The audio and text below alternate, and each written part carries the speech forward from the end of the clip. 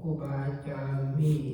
หลวงปู่ศูนย์ของเราพระอาจารย์บัวบานพระอาจารย์บี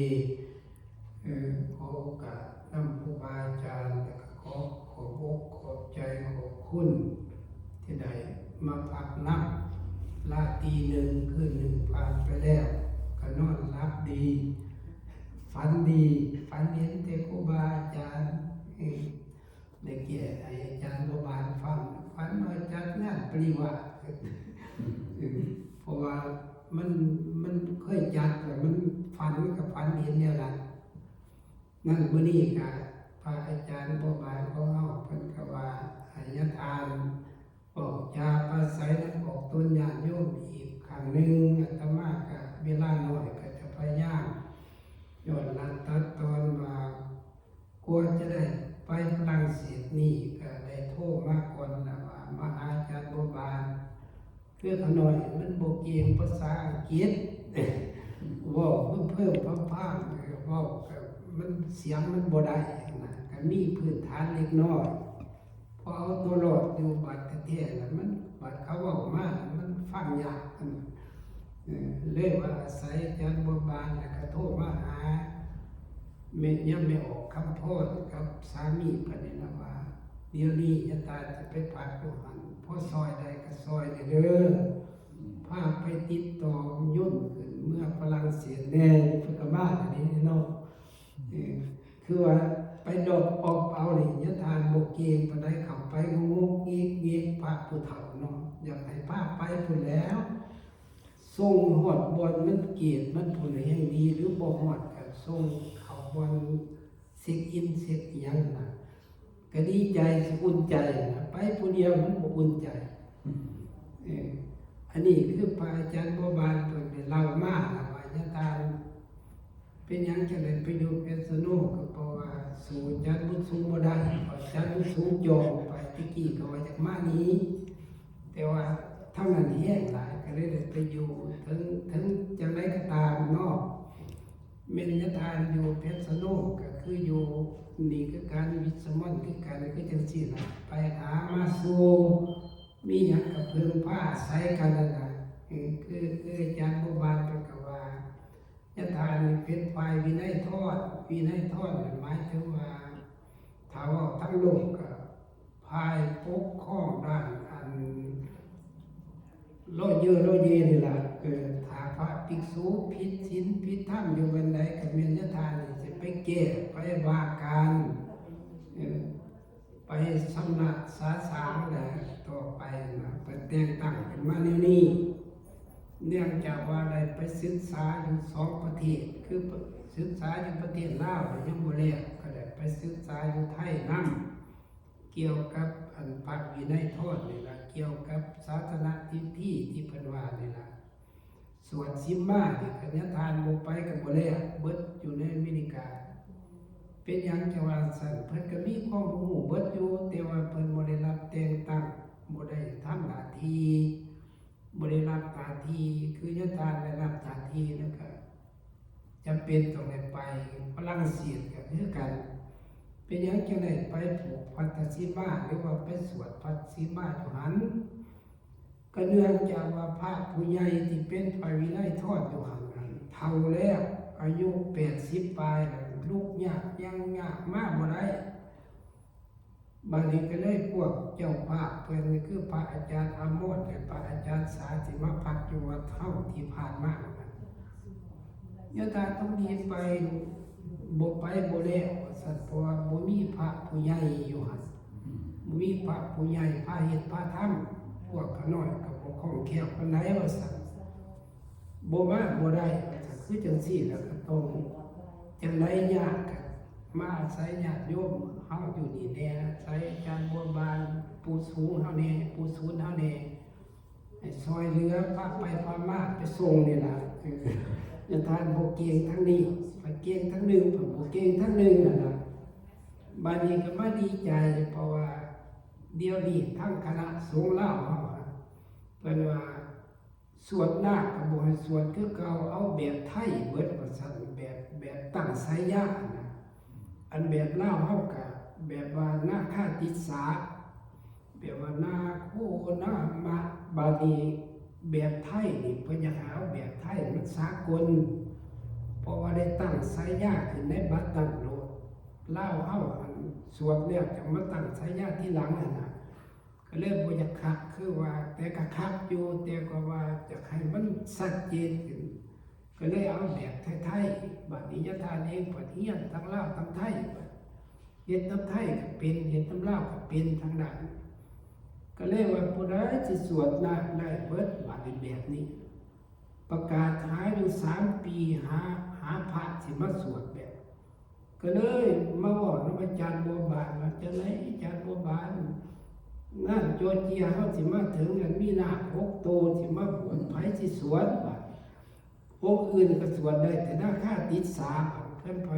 มอบมาให้ทานนี่บวชแบบตั้งสายญาติด้วยอาจารย์บัวบานซอยยะทานได้ไปญาติสวดไปเพื่อคำว่าท่องได้2-3 วันได้สับสวดใส่กันคำว่าอาจารย์สางถือกันอมลมคือหนาคือตาครับยะทานนี่ก็โอ้ยเกือบสิบ่ได้ลูกศิษย์มาได้อาจารย์บัวบานตอนนี้ไปสวดทางด้านนี้นะเจ้าว่าบ่ทิ่มบ่ปากันกับเพิ่นโอ้ยจะเป็นเพิ่นเว้าง่ายฟังควบอาจารย์สางกับอาจารย์บัวบานโอ้อื่นน่ะซอยก็น้อยเด้เฮียนสวดเดียวเขาเจ้าก็บ่เฮียนโอ้เด้เฮียนยากกับพระโลจะตั้งใส่ยากเพราะว่ามีวิพัฒน์ปัจจัยที่ละคือกันกับภาษาอังกฤษก็ยังมีเวิร์บมีหน้ามีแอดเจคทีฟเนาะอันนี้ก็คือกันกับภาษาบาลีคือกันคันบ่ฮู้แน่บ่สำนาญนี่ก็บ่เป็นได้เปลี่ยนวิพัฒน์ปัจจัยอันนี้ก็เลยได้อาจารย์บัวบานให้มั่นใจได้เพิ่นได้เดียวนี้สวดหน้าแบบนี้สบายมากถามว่าจะสวดผู้ใดจะบวชก็บวชแบบนี้ก็ดีคือกันง่ายๆวกเข้ามาจักหน่อยเพื่อบ่ให้เป็นการเสียเวลาเพิ่นว่าเฮ็ดหยังบ่อยๆก็ได้บ่อยๆเพิ่นว่าคือยะทานนี้ก็เคยได้เทศน์ให้ฟังอยู่ว่ามีอยู่ในพระสูตรหนึ่งกล่าวว่ามีชาวนาผู้หนึ่งอยู่แคว้นมคธอยู่พุ่นแลอยู่อินเดียสมัย 2,500 กว่าปีมาแล้วนะชาวนาผู้นั้นเราไถนาเพราะว่าเราก็เฮ็ดนานะพระพุทธเจ้าเสด็จไปโปรดบัดนี้เพราะว่าเพิ่นนั่งเบิ่งกลางคืนนั่นเพิ่นแผ่พญาไปเห็นชาวนาผู้นี้โอ้แต่ศาสตร์ก่อนเราได้สร้างบารมีหลายในอีตาอันนี้แต่ว่าเรามาปึกในศาสตร์นี่มาเป็นชาวไร่ชาวนาถึงก็บ่อยากเหลื่อมใสต้องไปถ้าบ่ไปโปรดเราก็สิไปตกนรกแล้วจังซี่ยามมื้อเช้าพระพุทธเจ้าก็นุ่งสบงสมจีวรแล้วถือบาตรไปผ่านเราไทยได้อยู่นะฮือห้องๆอยู่บาดนี้พระพุทธเจ้าไปบิณฑบาตพระพุทธเจ้าก็ถามเพิ่นก่อนที่ว่าชาวนาพามเอ้ยเจ้าเป็นชาวนานี่เฮ็ดนาเมื่อยบ่หัวเราว่าไผว่าสิเฮ็ดเวียกบ่เมื่อยเราจะตอบเราถูกพระพุทธเจ้าได้รับมันก็เมื่อยแล้วว่าเฮ็ดไทยเฮ็ดนาแฮงไทยนาแฮงเมื่อยแล้วเนาะพระองค์นั่นติบ่เมื่อยว่าซั่นฮอดยามมื้อเช้าถือบาตรมาบิณเอาโลดมันก็ง่ายแล้วเราเว้าเปลี่ยนซั่นน่ะเราประสบพระพุทธเจ้าก็เลยตรัสว่าเขาของเพิ่นมีเมตตาเว้าเพิ่นก็บ่เครียดแล้วพระพุทธเจ้าเพิ่นก็ยิ้มน้อยนึงเพิ่นก็ว่าพามเอ้ยหน้าเฮานี่แฮงกว้างอะไรก็แล้วว่าหน้าจังไสเขาปลูกก็บ่มีไถก็บ่มีเชือกก็บ่มีกล้วยงัวก็บ่มีแล้วพุทธเจ้าได้แสดงธรรมว่าหน้าเฮานี่คือหน้าอันเฮ็ดแล้วบ่เฮ็ดอีกว่าซั่นเฮ็ดแล้วก็พอแล้วคือทางนี่เฮ็ดแล้วพินาก็เฮ็ดอีกคันบ่เฮ็ดก็บ่ได้กินเฮานี่เฮ็ดแล้วก็แล้วไปหน้าเฮาอยู่ไสอธิบายเบิ่งพุทธเจ้าก็อธิบายว่าการเจริญวิปัสสนากรรมฐานนี่ก็สติคือเสื้อเพิ่นบัดนี้ก็ยิริโอตตัปปะความย่านบาปความบาปคือฮอดไถเพิ่นปัญญาคือย่านไถนะปัญญาคือย่านไถเพิ่นเพื่อก็อธิบายไประบาดในทายเฮ็ดได้ในจิตของเฮาเป็นสมาธิแล้วก็พิจารณาสังขารว่าสังขารนี่บ่เที่ยงจังซั่นจังซี่เกิดปัญญาญาณขึ้นบัดก็ ได้ตรัสรู้เพิ่นว่าถึงพระนิพพานก็คือได้เฮ็ดหน้าทั้งเฮ็ดแล้วก็บ่มาเฮ็ดอีกบัดนี้ก็เข้าสู่นิพพานเป็นอมตะสุขไป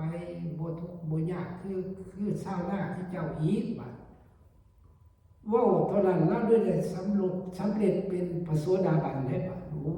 ยแจกจ่างป่าธรรมะแล้วขอเหลื่อมใสบัดนี้ก็มือต่อไปอีกพระพุทธเจ้าอันมือตะมิดบทท่านในเทศจังซี่นะไปเว้าจังเล็กจังน้อยมือที่สองไปอีกแล้วก็เลยประสดขึ้นมาว่านั้นมาอีกแล้วเราว่ามาเรื่อยๆมาบ่อยๆเราว่าเลยพุทธเจ้าเทศเรื่องนี้นะครับก็พุทธเจ้าก่อนสิเว้าเรื่องที่จะทางออกไปเพิ่นก็เว้าว่าฟังเลยเฮาสิเว้าให้ฟังเพราะหยังก็ว่าเฮามาบิณฑบาตบ่อยๆเพิ่นก็หยุดไทยหน้าเพิ่นก็ฟังแล้วบัดพุทธเจ้าเพิ่นก็สง่าราศีงดงามที่เป็นตะฟังที่นั่นเพิ่นบอกเพิ่นก็ว่าฟังเด้อเฮาสิเว้าฟังเพิ่นว่าเศร้าหน้าก็ยอมไทยหน้าวานกะอยู่บ่อยๆบัดนี้ก็เมื่อเศร้าหน้าวานกะบ่อยๆฝนก็ตกมาบ่อยๆแผ่นดินก็สุ่มซื่อไปเพิ่นว่ามีปุ๋ยมีหยังดีขึ้นมาเศร้าหน้าวานขึ้นมาแล้วก็ได้ปลูกเขาบ่อยๆก็ได้เขาบ่อยๆคือการให้ทานบ่อยๆนี่นะให้ทานบ่อยๆก็ได้บุญบ่อยๆไปเกิดในสวรรค์บ่อยๆพระพุทธเจ้าเอาแหละเราเป็นธรรมะอยู่เป็นคันแนวนี้เราก็ตั้งใจฟังอย่างนี้พุทธเจ้าก็ว่าไปอีกบัดนี้คือว่าพวกเลี้ยงงัวก็เข้าไปขีดเอานมงัวบ่อยๆลูกงัวก็เข้าหาแม่งัวบ่อยๆเข้าไปบ่อยๆก็ได้ดูดนมบ่อยๆขออภัยนะก็ใหญ่บ่อยๆเจ้าของก็นำไปขายบ่อยๆก็ได้เงินตาเข้ามาครอบครัวบ่อยๆบ่เท่านั้นก็เฮ็ดไปหลายๆก็ประเทศชาติก็ได้เศรษฐกิจเข้าประเทศบ่อยๆเศร้าหน้าขายเข้าบ่อยๆรัฐบาลก็เอาเข้าไปขายบ่อยๆนอกประเทศก็ได้เงินตาเข้าประเทศบ่อยๆห่วยเราเป็นตาฟังเราก็เสนอเสน่ห์แล้วฟังบัดนั้นบาลีพุทธเจ้าว่าคนเฮาคือกันสัตว์ทั้งหลายยอมเข้าสู่ขั้นมารดาบ่อยๆขั้นเข้าสู่ขั้นมารดาบ่อยๆก็เกิดบ่อยๆขั้นเกิดบ่อยๆตายบ่อยๆบัดนั้นตายแล้วก็เข้าสู่ประสาทบ่อยๆบัดนั้นหากว่าผู้ใดเกิดขึ้นมาแล้วเกิดขึ้นมาบ่อยๆแต่ว่าเกิดขึ้นมาแล้วมีสติปัญญาก็บ่เกิดอีกเพิ่นว่าถ้าเฮามีสติปัญญาคือถึงมรรคผลนิพพานคือเฮาเฮ็ดเดี๋ยวนี้ก็คืออาจารย์บ่บานพาเฮ็ดนี่แหละนั่งสมาธิบ่อยๆมันก็จะได้สมาธิบ่อยๆได้คันมันยังบ่ทันได้มันน่าสิได้คือหลวงพ่อพุทธทาสเนาะมีคนไปถามเพิ่นพระนิกรที่ดังๆคือจะมีแต่เทศอย่างเดียวหลวงพ่อพุทธทาสเขียนแต่หนังสือพิมพ์แต่หนังสืออย่างเดียวคือบ่เห็นปฏิบัติวิปัสสนาเลยไปถามหลวงพ่อครับ